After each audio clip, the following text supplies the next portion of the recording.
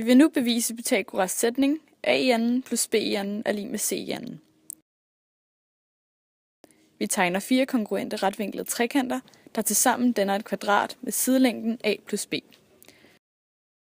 Der dannes et mindre kvadrat ind i det store kvadrat med sidelængden c. Vi sætter benævnelser på de 4 ens retvinklede trekanters sider. Længde gange bredde er lig med arealet af et kvadrat eller rektangel. Nu vil vi finde arealet af det store kvadrat.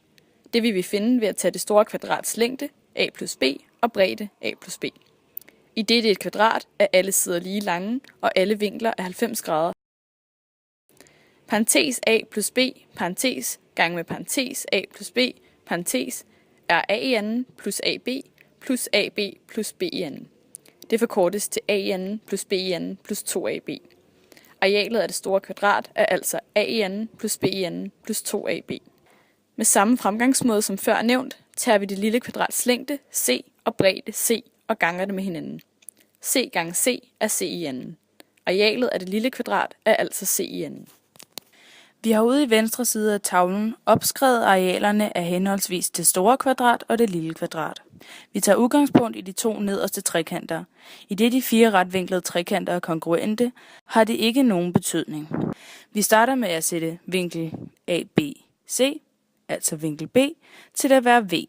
Vinkel V, den skal så fratrækkes de 90 grader, så vi i den sidste vinkel har vinkel A. Altså sættes vinkel BAC, altså vinkel A, til at være 90 minus V. De 2 trekanter, vi tager udgangspunkt i, er kongruente. Det vil sige, at førnævnte vinkler også gælder trekant ADE.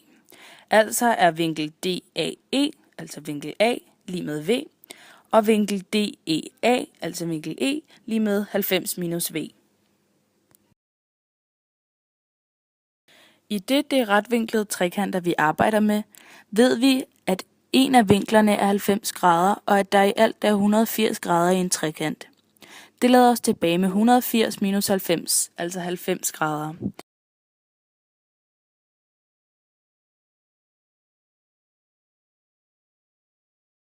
Vi ønsker at bevise, at det lille kvadrats vinkler er 90 grader. Derfor sætter vi vinklerne i det lille kvadrat til at være x. Man vil fra den vandrette nederste linje C til D kunne tegne en halvcirkel, altså en vinkel hvis sum af halvdelen af en helcirkels 360 grader. Derved bestemmer vi vinkel CAD til 180 grader. For at bevise, at det lille kvadrats vinkler er rette, vil vi nu stille vores oplysninger op mod hinanden. Vi tager vores ukendte vinkel x og finder ud af, at x er lig med 180 grader minus v minus parentes 90 minus v parentes. Det er det samme som at sige 180 grader minus v minus parentes 90 minus v parentes er lig med 90. Altså kan vi konkludere, at x er lig med 90 grader. Vi har nu bevist, at alle det lille kvadrats vinkler er 90 grader. Alle sider er lige lange, c, og alle andre vinkler er rette. Nu kan vi med vished kalde det et kvadrat. Nu er vi snart i mål. Vi har fundet det lille og det store kvadrats areal. Vi har bevist, at vinklerne i det lille kvadrat er rette. Nu vil vi i sammenhæng med næste segment af bevisførelsen bevise, at arealet af en trekant er en halv gange højde gange grundlinje.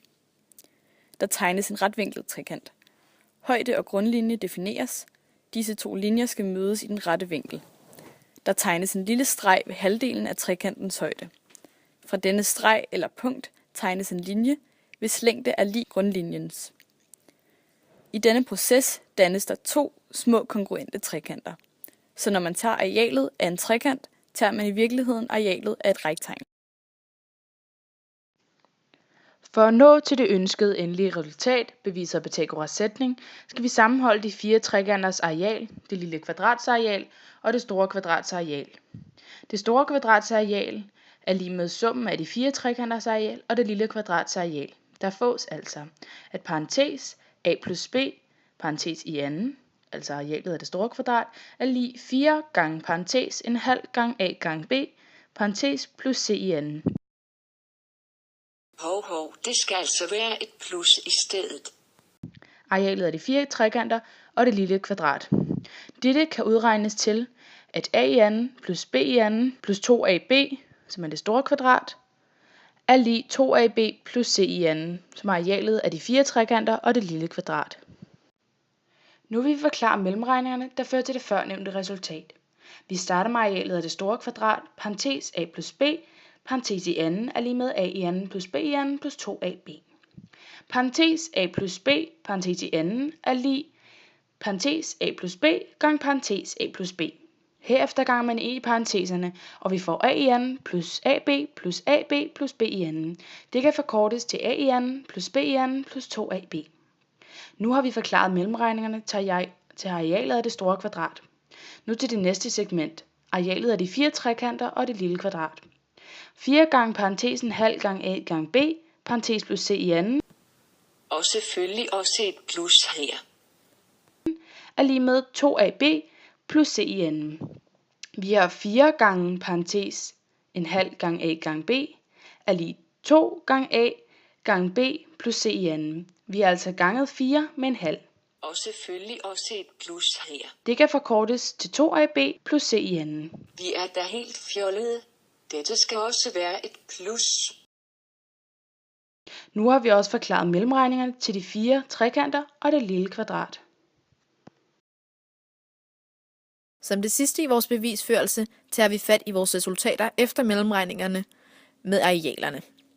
A i anden plus b i anden plus 2ab er lig med 2ab plus c i anden. De to ab'ere går ud med hinanden, og tilbage står a i anden plus b i anden er lig med c i anden. Vi har nu bevist Pythagoras sætning.